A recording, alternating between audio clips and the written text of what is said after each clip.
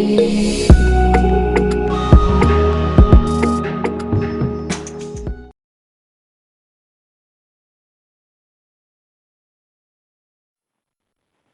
वालेकुम स्टूडेंट्स, इस लेक्चर में हम चैप्टर नंबर 16 का टॉपिक नंबर 3 डिस्कस करेंगे, जिसका टाइटल है एसी थ्रू आ रजिस्टर। नाम से जाहिर हो रहा है कि ये एक ऐसा सर्किट होगा जिसमें हम एसी सोर्स को एक रजिस्टर के साथ कनेक्ट करेंगे इन सीरीज। तो ऐसे सर्किट को हम कहते हैं बेटा रजिस्टिव सर्किट। तो आइए स्टूडेंट स्टार्ट करते हैं। फर्स्ट ऑफ ऑल हम डेफिनेशन करते हैं रजिस्टिव सर्किट की।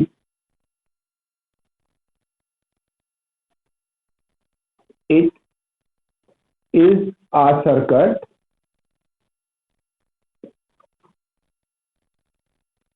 in which an AC source is connected with a resistor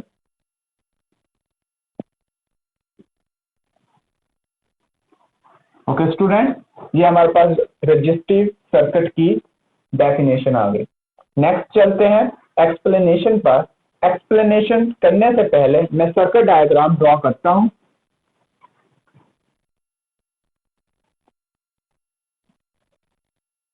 ये हमारे पास एक अल्टरनेटिंग सोर्स है जिसको हम एसी सोर्स बोलते हैं। स्टूडेंट, इसको हम एक रजिस्टर के साथ कनेक्ट करेंगे और इस रजिस्टर की जो रेजिस्टेंस है वो R है। अब इसमें से करंट कैसे फ्लो करता है सर्किट में से, आइए स्टडी करते हैं। ये स्टूडेंट करंट का एक साइकिल है और हमें पता है कि अल्टरनेटिंग करंट में पोलैरिटीज चेंज होती रहती है टाइम के साथ। तो जब पॉजिटिव पोलैरिटी होती है तो ये वाला टर्मिनल हमारे पास पॉजिटिव होता है, ये नेगेटिव होता है और जो करंट सर्किट में फ्लो करता है वो क्लॉकवाइज डायरेक्शन में फ्लो करता है। नेक्स्ट, नेगेटिव पोलैरिटी में स्टूडेंट ये जो पोल है ये चेंज हो जाएगा, जो पॉजिटिव था वो नेगेटिव हो जाएगा और जो नेगेटिव था वो पॉजिटिव हो जाएगा और जो करंट है वो एंटी क्लॉकवाइज रोटेट करना शुरू कर देगा। ये जो पोलैरिटीज चेंज हो रही है स्टूडेंट, जरा बात गौर से सुनिएगा। ये जो पोलैरिटीज चेंज होती है ये 1 सेकंड में 50 टाइम्स चेंज होती है, जिसकी वजह से हमें कोई भी लोड रजिस्टर में कोई डिफरेंस नजर नहीं आता। फॉर एग्जांपल, मैंने यहां पर एक ट्यूब लगाई हुई है, तो जब ट्यूब रोशन होती है तो हमें कभी भी ये डिफरेंस नजर नहीं आया, क्योंकि इसकी जो नंबर ऑफ वाइब्रेशंस हैं इन 1 सेकंड वो बहुत ज्यादा है। मतलब कि फ्रीक्वेंसी जो है पाकिस्तान में जो डोमेस्टिक फ्रीक्वेंसी है वो हमारे पास 50 हर्ट्ज के बराबर है। तो इसका मतलब हुआ कि ये जो पोलैरिटीज चेंज होती है ये 1 सेकंड में 50 टाइम्स होती है, जिसकी वजह से ये हमें डिफरेंस नजर नहीं आता। ओके, इसी सर्किट को हमने एक्सप्लेन करना है इधर थ्योरेटिकली। तो हम कहेंगे consider a circuit in which a resistor of resistance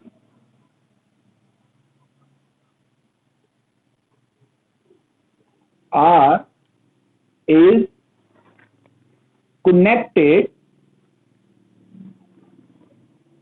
with an AC source। Understand? अब स्टूडेंट्स हम डेरिवेशन पर चलते हैं। फर्स्ट ऑफ ऑल नोट करें कि हमने इस टॉपिक में रिलेशनशिप फाइंड आउट करना है बिटवीन वोल्टेज एंड करंट, कि इस सर्किट में से जो वोल्टेज फ्लो कर रहे हैं और जो करंट फ्लो कर रहा है उसको हमने डिस्कस करना है। अंडरस्टैंड? तो डेरिवेशन में फर्स्ट ऑफ ऑल हम कहेंगे at any instant the voltage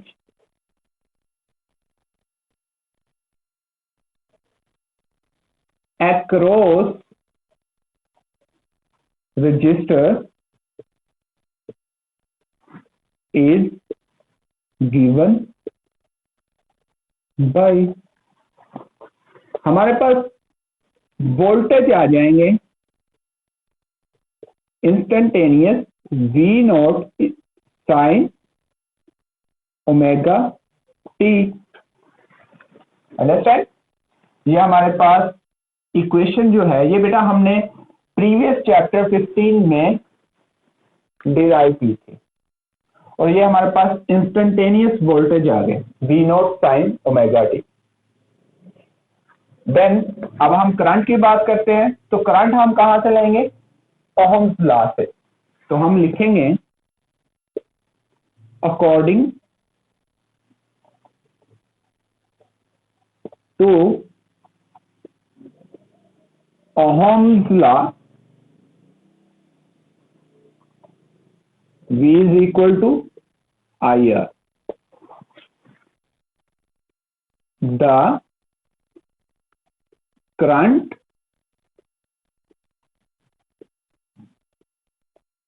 through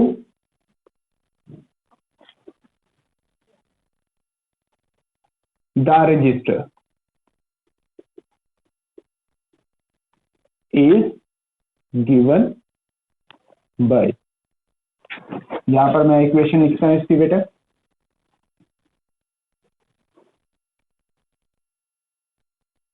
आई हमारे पास बराबर होता है V ओवर आर के अकॉर्डिंग टू ओहम्स लॉ। तो V की यहां पर हम वैल्यू लगाएंगे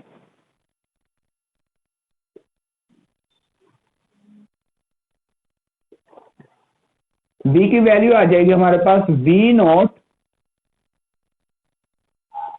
sign omega t over are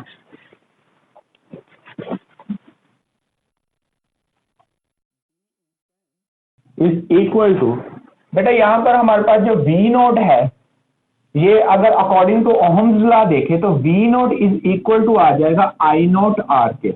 इसी तरीके से तो I नोट R आ गया, यहां पर अगर हम पुट करें I नोट R तो R R से कैंसिल आउट हो जाएगा और हमारे पास रिमेनिंग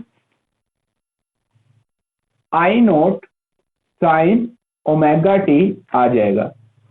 इसको मैं इक्वेशन नंबर 2 कह देता हूं और इसको मैं इक्वेशन नंबर 1 कह देता हूं।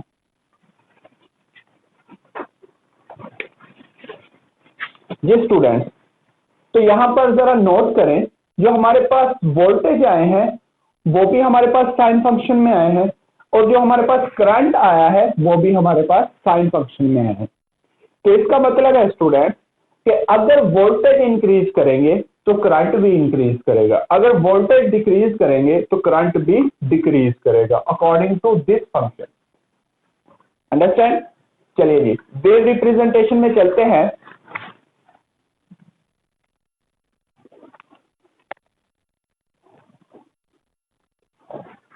जी बेटा, बेस रिप्रेजेंटेशन में आप लिखेंगे from equation 1 and equation 2 both are sine functions which vary with time. So voltage is increases, current also increases with respect to time. So yeah, hence both reaches maximum value at the same time and both reaches minimum value at the same time. Okay, अब हम इसका graph draw करते हैं।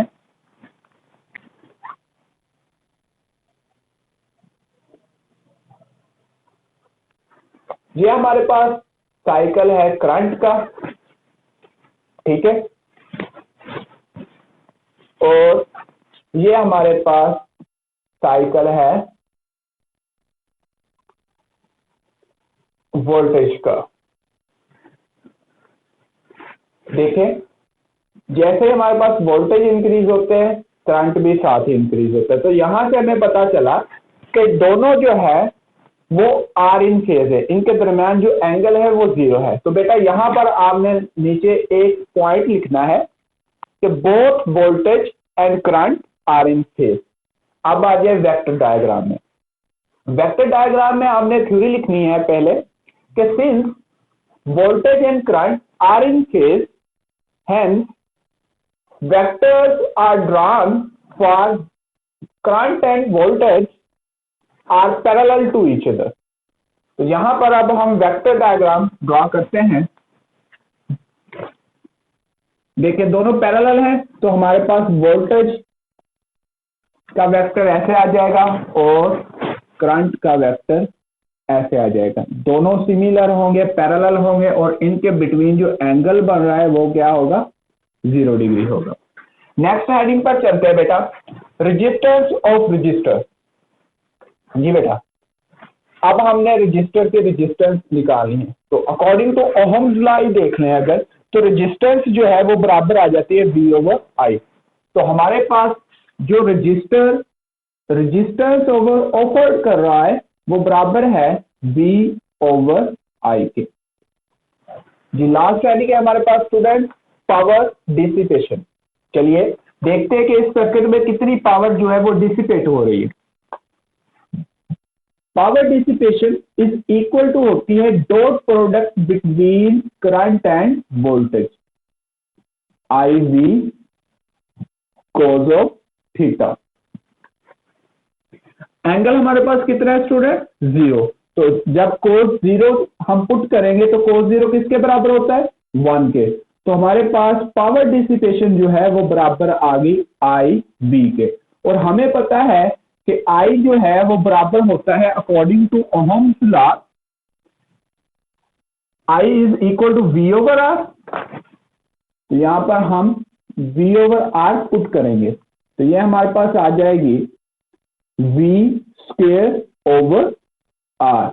और अगर हमने current का relation निकालना हो पावर डिसिपेशन में, यह हमने वोल्टेज का रिलेशन निकाला है, अगर करंट का रिलेशन निकालना हो तो हम V की जगह पर IR पुट कर देंगे।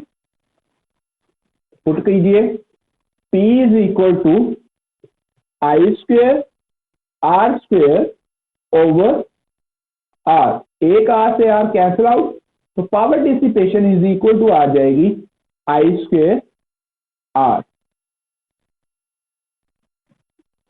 स्टूडेंट्स जरा नोट कीजिए, जो पावर डिसिपेशन की इक्वेशन आई है विद रिस्पेक्ट टू वोल्टेज और जो पावर डिसिपेशन की इक्वेशन आई है विद रिस्पेक्ट टू करंट, क्या इन दोनों इक्वेशंस में फ्रीक्वेंसी है, नहीं है। तो यहां से हमें पता चला कि जो AC थ्रू रजिस्टर होता है ये इंडिपेंडेंट ऑफ फ्रीक्वेंसी होता है। तो जिसकी वजह से इसमें जो करंट या AC सोर्स या अल्टरनेटिव करंट का लॉसेस जो है वो बहुत ज्यादा होता है, मतलब कि पावर बहुत कसीर तादाद में जाया होती है। तो अगर इसका MCQ आ जाए कि AC थ्रू आ रजिस्टर में पावर डिसिपेशन कितनी डिसिपेट होती है, तो आपने बताना है मैक्सिमम। अंडरस्टैंड? जी बेटा, आई होप सो आपको ये लेक्चर समझ आ गया होगा।